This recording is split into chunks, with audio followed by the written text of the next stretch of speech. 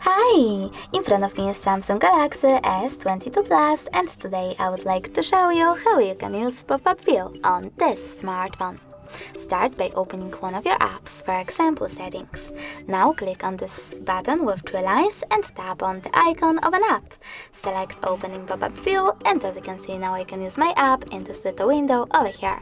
If you wish to move it around, hold this blue line and place it wherever you wish to. If you wish to make it small, click on Home button twice. If you wish to make it big again, just click on the bubble. If you want to use it overlay other apps, you can do that by tapping on the other app and operating in both of them.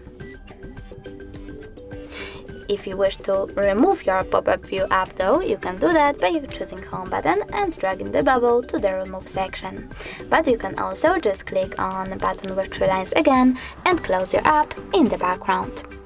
Thanks so much for watching. If you enjoyed this video, leave a like, comment and subscribe.